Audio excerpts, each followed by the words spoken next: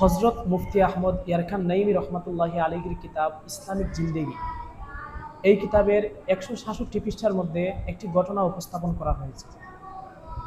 একবার এক আনসারী নবীজি সাল্লাল্লাহু আলাইহি ওয়াসাল্লামের নিকট ভিক্ষা চাইলেন। নবীজি সাল্লাল্লাহু আলাইহি ওয়াসাল্লাম তাকে জিজ্ঞাসা করলেন, তোমার ঘরে কি কোনো কিছু আছে?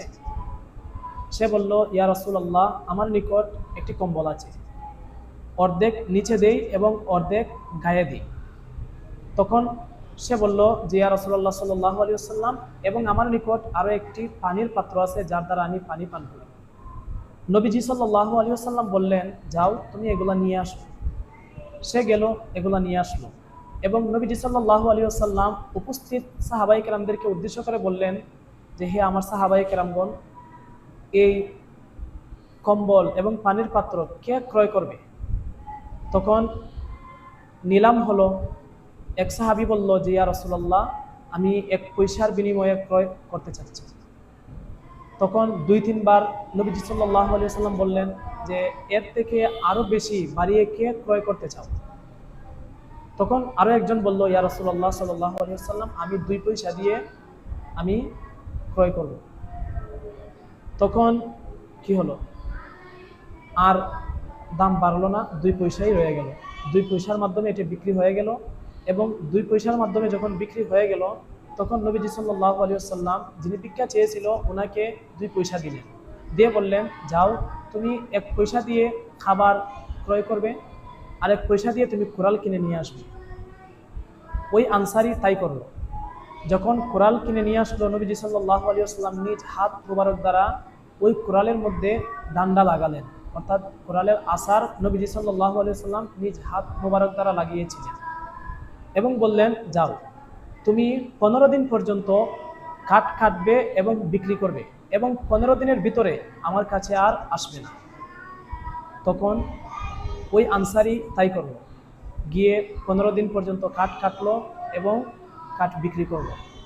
15 দিন যখন পূর্ণ হয়ে গেল, তখন সে আবার পুনরায় নবীজি সাল্লাল্লাহু আলাইহি ওয়াসাল্লামের নিকট আসলো, এবং তার কাছে তখন 10 পয়সা অবশিষ্ট ছিল।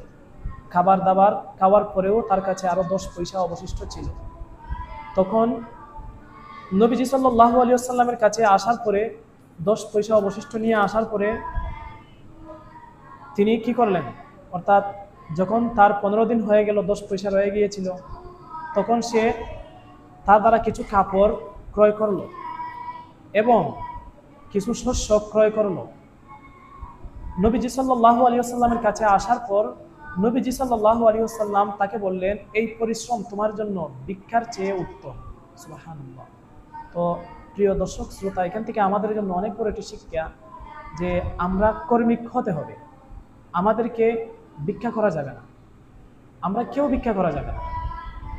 একটি হাদিসে মুবারকে এরকমও পড়ছিলাম যে, তুমি যদি ঘোড়ার উপর আরোহিত থাকো, তোমার হাত থেকে যদি কোনো কিছু নিচে পড়ে যায়, তুমি কাউকে বলিও না যে আমাকে এটা উঠিয়ে দাও, তুমি নিজে নেমে এটা উঠিয়ে নাও।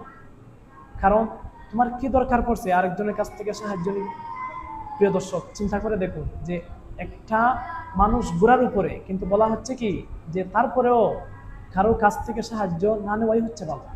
তো আমাদের উচিত আমরা মানুষের কাছে ভিক্ষা চাইব না, আমাদের উচিত আমরা কারো কাছ থেকে সাহায্য না নেওয়ার চেষ্টাই সবসময় করবো ইনশাআল্লাহ। আমাদের নিজের কাজ নিজেই করতে হবে, আমাদের নিজের আর্থিক যতগুলা প্রয়োজন হয় এগুলা নিজের পারিশ্রমিক ইনকামের মাধ্যমেই এগুলা আমরা পরিচালনা করতে হবে। আল্লাহ পাক আমরা সকলকে যা শুনলাম তার উপর আমল করার তৌফিক দান করুক, আমিন। সাল্লু আলাল হাবিব সাল্লাল্লাহু তাআলা আলা মুহাম্মদ সাল্লাল্লাহু আলাইহি ওয়া আলিহি ওয়া সাল্লাম।